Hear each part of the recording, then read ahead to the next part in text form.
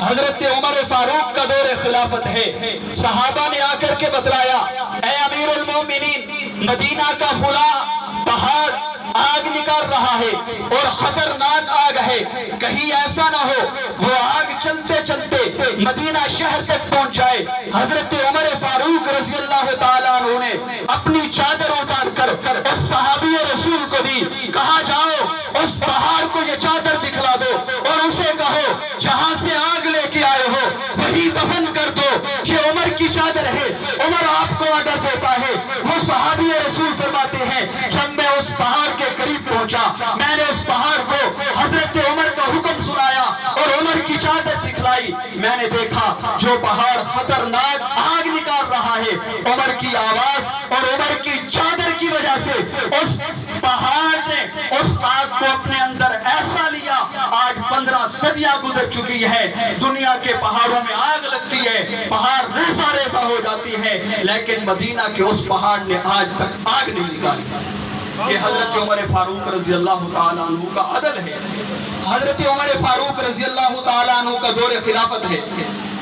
لوگوں نے آ کر کے بتلایا، اے امیر المؤمنین، ہمارے علاقے میں جو دریا ہے وہ کچھ عرصہ پانی دیتا ہے، پھر اس کے بعد وہ پانی دینا بند کر دیتا ہے، ہم اسے ایک زیب و زینت کے ساتھ خوبصورت لڑکی اس کے حوالے کرتے ہیں، تب وہ پانی دیتا ہے۔ حضرت عمر فاروق نے چٹ لی اور کہا، اگر اللہ کے حکم سے چلنا چاہتے ہو تو چلو، ورنہ آپ کی ضرورت نہیں ہے۔ وہ صحابی رسول فرماتا ہے، جب میں عمر کی چٹی لے کے اس دریا کے دامن میں رکھتا ہوں، ابھی میں واپس نہیں پلٹتا، ابھی کنارے پر نہیں پہنچتا، میں دیکھتا ہوں دریا اپنی موج میں آ رہا ہے، دریا اپنے جوش میں آ رہا ہے۔ آج بھی دیکھ کر چلیے، عمر کی چٹی پہنچی، آج بھی دریا اسی رفتار سے چل رہا ہے جس وقت عمر کی چٹی سے چلا تھا۔ 14 صدیاں گزر چکی ہیں، اس دریا کے اندر پانی کم نہیں ہوا، وجہ کیا تھی؟ عمر کی عدالت اور عمر کا انصاف تھا۔ ایک چھوٹی سی بات عرض کرتا ہوں، حضرت عمر فاروق رضی اللہ تعالیٰ عنہ نے ہواؤں پر حکومت کی۔ حضرت عمر فاروق کا دور خلافت ہے۔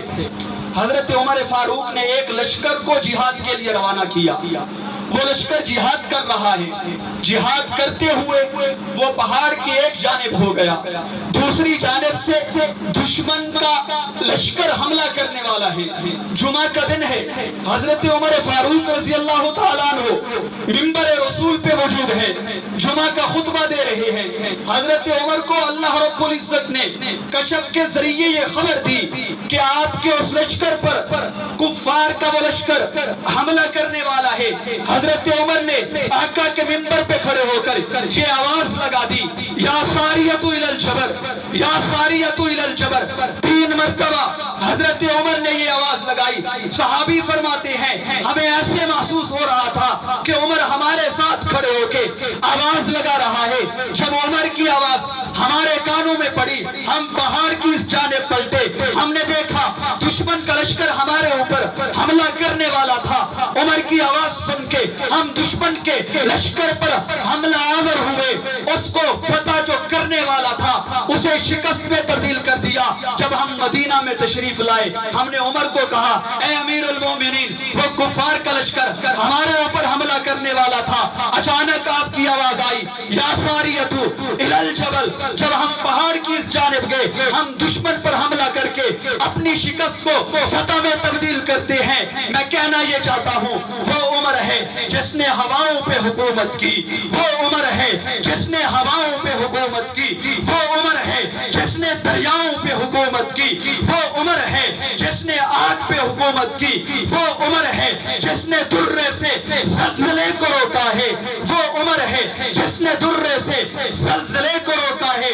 میں بھی کہتا ہوں، عمر ہے جس کی زبان پہ عمر ہے، اس کے نصیب جاگے ہیں۔